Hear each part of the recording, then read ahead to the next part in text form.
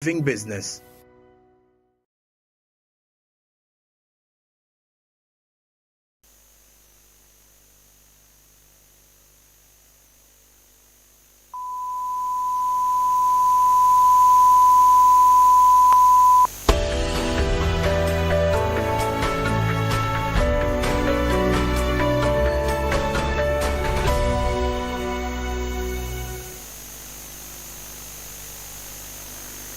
Thank you so much, ladies and gentlemen, for remaining with us. This is Smart 24 TV, where we drive your business.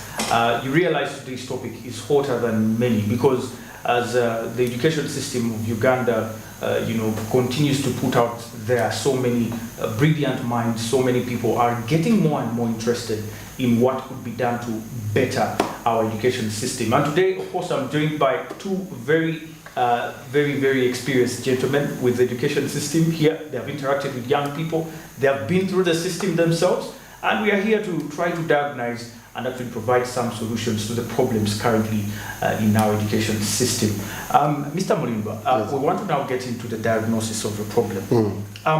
The thing here Doctor was putting on table, him having 2 PhDs before the age of 35, is fascinating. Very wonderful. Very fascinating. Very wonderful. And many young people out there would actually want to achieve that. That is for the prestige, but also for the experience you go through to get there. But unfortunately, many young people haven't got these opportunities. And our education system has reached a moment where people are saying, Naba Soma, right? So yes. If at all that is the mindset, that it means there's a problem.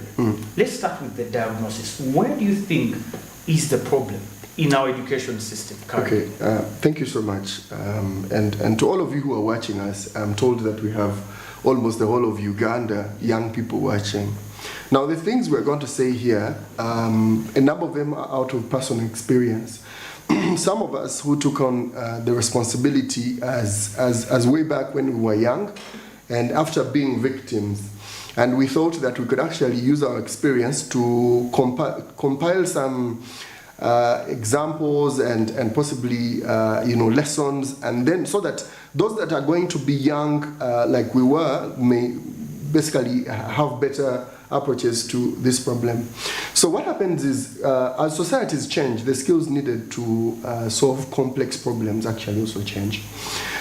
Somewhere around the 21st century, and these are also very evident, let's say, examples of either your parents or your grandpas and your grandmas and your relatives that were that were educated pre-colonial 1962 and around there. They can actually tell you that the moment you came out of university, or the moment you could actually speak English, you were considered educated, and that was enough.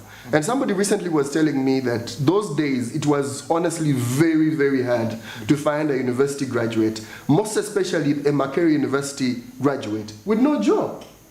Now, only in the recent years has the educational system come to expect students to be able to read critically, write convincingly, and I want young people to put down these things. You must be able, if you consider yourself educated, recently it's not just about that certificate that you have, but you must be able to read critically, okay? And then write convincingly. When I say write convincingly, for example, let's say you are trying to find a job and they ask you to write a motivation about yourself, or even an application. Applications are no longer about, I like, those things where we had templates and you say, I'm a Ugandan of this age. I remember that first paragraph when you write, I'm a Ugandan of this age, and then you talk about your gender, and then eventually you talk about the certificate that you have, and that was enough. And then down here you talk about your hobbies. And at times you don't actually do those hobbies. People would lie that I do love swimming, and then I do love watching TV and listening to music. You must be able to write convincingly, and I'm talking about that, then I'll come back to it. You must be able, if you consider yourself to be educated in the 21st century, where we are now, you must be able to think logically. So we have talked about read critically. You should be able to to write convincingly, and then think logically. And then the last one, you should be able to solve complex mathematic and scientific problems. And I didn't say that you have to have a degree or a master's like Dr. Nsamba to be able to solve mathematical or scientific problems. Then students of our time are also expected to master computer and media literacy. This is no longer a luxury. Because if I go back to the application where, and then I go to the last item that you would write about yourself, and those were the hobbies, where a number of us would actually talk about things that we don't do. Now, how important this is when you're finding a job today is, for example, I like talking to people, and let's say you're applying for a job in a hotel, and front desk, right? You're applying for a job in a hotel restaurant as a front desk attendant or a front table attendant, and you're the gateway of the guests into the hotel. And then you say you love talking to people. If this is true about you, it could be the only reason you actually get the job at the hotel. I am likely to ignore the certificates. And I'm like to actually ignore or bounce so many, those who have better certificates in hotel and tourism and that, those who have masters. And then I'll consider the last bit of the hobbies where you said, I love talking to people. But then we'll have to investigate whether this is actually very true about you. The jobs and the education of today has got a lot to do with who you are as a person. Students and learners of the 21st century, they have to know how to analyze, because what drives our time? What informs our times? Just like the economies of those days which were driven by electricity. What drives our time, what drives economies and jobs in our time is information. That's why they call it the information economy, the information generation. What do you have to know? Number one, you have to know how to analyze. You have to know how to access. You have to know how to manage, integrate, evaluate, and create information in various media. That is the person educated in the 21st century who will find a job. And the last one on my submission, now temporarily. It is about so much about the competencies rather than the certificates. And the young people who are listening to me, that is why when we talk about the education system, you get at a crossroad, because none of us here is in government, apart from Doctor who works with a public institution, the university, Makerere University. Apparently, I'm in civil society, where I lead a youth organization. We can only inform, but our level of influencing the policy is we are down here in the value chain. The education system, recently government has done something which you could call a little bit of a hybrid. But we are discussing here, it should have started from down to up, not just somewhere in the middle. Have you heard of car making companies that, like Toyota, I think even around 2 years ago, they had to recall some cars, they recall them. Now that is when a car gets into the market, but the market or users and drivers report some kind of like faults, which are factory faults. Yeah. And these car manufacturing companies have a thing where they recall cars back.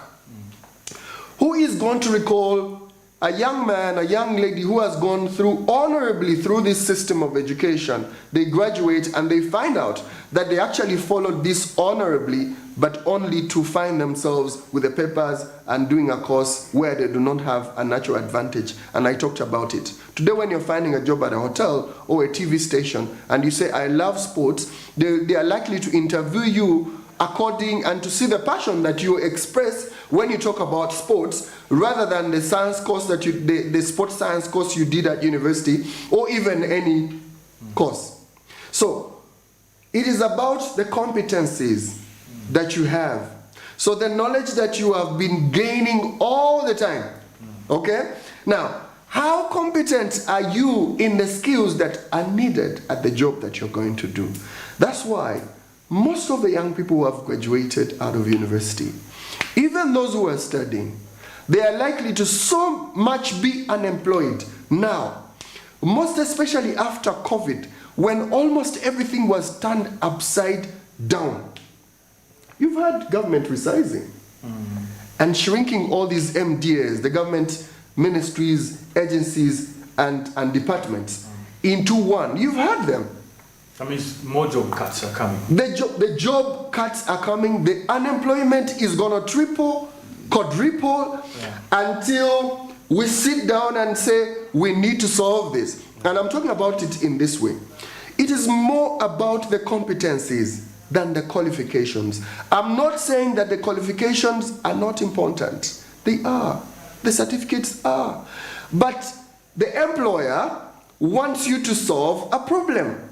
They want you to fit into their process and be able to deliver in limited time without having so much of induction, spending so much time on you to induct you, to resize you, to reposition you. Plug and play, and there you are delivering. That is competencies. Now, young people, as you go through school, especially those who are at university, and I pity, I spend most of my time at Market University, Prof. And it is a disaster. The way young people are so distanced from what will get them a job when they graduate is so funny. Like, I usually go jogging at Market University, and I'll tell you, there has been barely a student who stopped me to say, "How are you, sir?" Because at times I walk. Nobody will stop me. They have a lot of coursework. Come on, they are putting on headsets and they are moving and they are very slow. Yeah. I like the way the girls walk. When they are putting on sandals, you could actually feel a whole maze of sound of the sandals as they move. So, when will you know who will employ you? When will you know how it looks like when you leave university and to work outside? When will you know that what you spent studying the 5 or 4 or 3 years at university, by the time you graduate, like those who are graduating in February, that actually all you studied was rendered irrelevant during COVID? When economies are becoming digital, when you have artificial intelligence, when you have robotics and all these processes that are automated doing a better job than humans will do, then you have this human who is graduating, and then you do a party, and then they say, "Now let me go out there and find a job," to be told, "Oh, excuse me, you don't even qualify for anything minimal at this company." So that is where the crossroad is. What are those employable skills that the job market wants? And how ready are education institutions? And how flexible are they willing to be to have a conversation with employers so that they can reposition? I was talking to doctor here and saying, "Doctor, I appreciate your flexibility." Very few professors will dress the way you're dressed. Because here, if I'm moving with Prof, we are likely to be given the same titles, but I'm not. The level of simplicity he displays. How many, and that's where the crossroad is. When you find the professors, how many times have they gone to Chikubo? How many times have they gone to those simple factories? How many times are professors at the School of Economics, at FEMA, at Market University, and other universities? How many times have they found time to visit the small restaurants, to visit the hotels, to know where the young people they are teaching, the economics and mathematics, are going to be employed? Now, how many of the businesses have they started? Because when you're teaching finance and you're not talking about mobile money, I don't get it. If you're teaching finance and you're not talking about the financial, the fintechs, I really don't get it. The people you're teaching or educating are so unemployed when they get out, are so irrelevant to the system. But you're so confident telling them that when you get out there, you'll be big, you'll be bourgeoisies, and you'll be the leaders of the thing. And then you have young kids who just figured out how to do it. And they don't have even a senior 6 and they are doing a better job. I want to bring in Mr. Doctor here on this point. Mr. Mulindo makes a very good case here concerning, first of all, the employability of our young people. But Doctor, you've interacted with young people. You've taught them, and you've been through this system yourself. When you consider, for example, what the government is doing, and he pointed it out very clearly that it's not starting from the grassroots. The O-level curriculum review by the NCDC, which is now saying, okay, now we are away from the knowledge-based or the memory, based learning, where you basically have to remember so many things, and then put them down, and then you get marks, and that's it. And now they're saying they want the competence-based, which Mr. Mulindo here is bringing on table. Do you think this is going to be sufficient for the people that are going through the system currently to actually revamp the entire education system? Thank you, Anthony, for that question. I wish to reiterate that, yes, to some extent, I have a feeling that the new curriculum will be of help, but most importantly, we need to educate our young people that the skills, whereas the education system has a role to play in shaping and nurturing the direction that we are supposed to take, it is very important that we don't only leave it to the government or the state to design, but also to think outside the conventional things and see the things that need someone to succeed, especially during the 21st century. For example, when my colleague here was mentioning, he talked about key things. Anthony, you agree with me about some of the things that are eating our society today. You talked about the very high levels of unemployment. I must assure you that whereas the levels of unemployment in our society are very high, but also the levels of employment are also very high. But I can assure you that people out there are looking for people to employ. But you can have a pool of so many applicants and you don't see anyone who is fit for the task. Not because they cannot do, but what they are going to do is just something very normal. One author, who is called Napoleon Hill, in his book Think and Grow Rich, he reiterates that when he did a study on the 500 most successful men in history who ran businesses and they stood the test of the time for all the years in their existence, he reiterates by saying that all corporations in the world, all organizations in the world have a place for someone who adds value to them. Perfect. But how do you position yourself to being a candidate who adds value to an institution? Even if they are filled to capacity like Smart TV today, and I come from the Invasion Plus, wherever it is, and I express to the Smart TV administration that, see, this is what I can offer to Smart TV, and this is how you are going to benefit. For as long as it makes sense to them, they'll give me a job. But now, when you look at the type of nurturing that our people are trained, I have always been telling Anthony for all the times we've been interacting, that let us move away from the conventional way of looking at things. Because the world, the challenges that we are facing in Africa, they are very enormous, they are very big. And the much they exist on our side, the opportunities they exhibit. They bring. You will agree with me that in countries where civilization has taken place, where development has come, there are some businesses there are some businesses which you cannot even talk about. For example, you cannot go to Europe and talk about a border business. When you come to Africa, it's a business. Yes, it is. There are so many other businesses that you can think about for the developing world. And here we are saying we don't have jobs. The jobs are very enormous, I can assure you. So we should be proud of our problems. Very, very proud. But we are not just creative enough to find solutions to them. Yeah.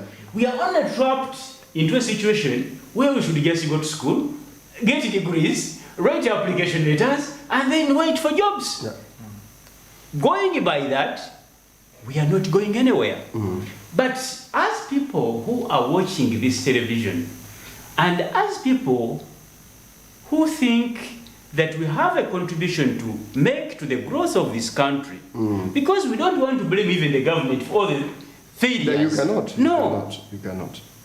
But, you know, allow me to make this comment clear.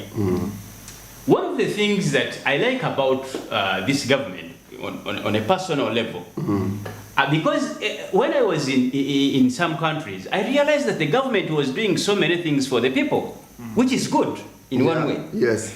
But this one, it is not giving us what, not spoon feeding. it is not spoon feeding us, meaning to say that we are trying to squeeze so much of our heads to find the solutions for ourselves. And I might call it an opportunity, especially for those ones who want to think. Yes. But if you want to... It's a crossroad for those who are waiting to be spoon-fed. Yes. Yes. So the moral of the story here, ladies and gentlemen who are watching this platform, is that if we want to change our society, if we want to change our communities, and if we want to change ourselves, we must consider things from a different perspective, in a way of just moving beyond the comfort zone, the comfort zone of following the traditional system. Yeah. But the current system demands innovation, creativity, teamwork, networking, you know, those interpersonal skills that are entirely needed in the job market. When I was in one of the universities in Europe, when I was studying, the universities had a role to instill such values in us. Today, when we are teaching learners in the universities, apart from the conventional lectures that we give them, They do not even give you a chance. It depends upon my interest as a human being, but To add to give an extra. By university policy and standards, programs are designed to ensure that when you graduate from the university, you are a complete package. Your innovation skills are elevated, your creative skills are increased, be alongside the conventional learning process. For example, when I was in the university, there was something they taught us called the elevator pitch. In the elevator pitch, they gave you a situation where, for example, you are in a lift. And you meet professors. And you meet people, you don't know each other, Yes. but you want to introduce them in the shortest possible time. You meet your future employer. You meet your future employer in the elevator. In the elevator? Like I did one time, I met the Honorable Minister of Finance, former Minister of Finance, Yes. Honorable Maria Chiwanuka. And I meet her at Serena Hotel. And she said it over there. So I had just moved from this other radio station where I've been, and then I was looking for another radio station. Yeah. And boom, this idea is, this lady is seated here. What can I do? The first things that come in is fear. Is fear. I mean, What is it when Talking about the esteem. Yeah, that is esteem. Yes. So the first thing is, I mean, is it okay to go there and talk to her? Don't I need to talk to someone? Yes. She doesn't know me. And then, you know what I did? All these voices that talk to you. Come on, you're not ready. Maybe possibly you need a proposal. And I said, you know what, guys? Just keep quiet. I'm talking to myself. Like, just keep quiet. This moment could change things, and it did. Yes. I told her, look, the elevator speech that Prof is talking about, I moved to where she was seated. Look, we're in the same space, and she doesn't know me. She doesn't know that I'm not actually a millionaire at all, or even a billionaire. But the fact that we're all in this status place, Serena Hotel, she totally doesn't know. She possibly thinks maybe I'm at her level, I own the same business that she does. And I move in confidently. And I said, Madam, good afternoon, do you have a moment? She said, oh yes, please. Look, my name is Patrick Mulindwa, and I'm a radio journalist. I just moved from this radio. Currently, I'm not at any radio station. But what happens, during COVID, I noticed that people are kind of like appreciating technology. Things like banks are moving online, wallets, mobile money, and then you have safe border, they can pick stuff here and there, people can buy on Amazon. And then she's like, oh yes, by the way, that is really very true. I've also been seeing the things they were not very active before COVID. And I said, you know what? Ugandans don't seem to know that actually that's where businesses and jobs are going, like e-commerce, considering having your shop online.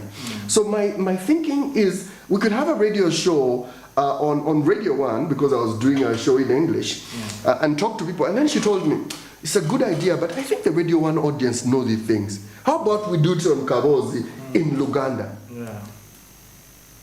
And if you think that can work, I can actually put you in contact with my guy at the radio, and then you two guys can discuss and how to see this happen. So the rest is history. I'm now working at a Kabozi doing a tech radio show. Wow, interesting. And I picked it from Doctor, the elevator speech. We that have is to take a very quick break there, gentlemen, and thank you for those submissions. Definitely, self-esteem has been one of those things that have challenged our young people out there. People don't know how much they can do and at they the have moment. they have a lot of potential. Exactly. Young people have ideas. We want to unlock that after this very short break. Ladies and gentlemen, this is The Point, and we are talking the education sector and employment as well. We are taking a very short break, and we return shortly. Don't touch your dial.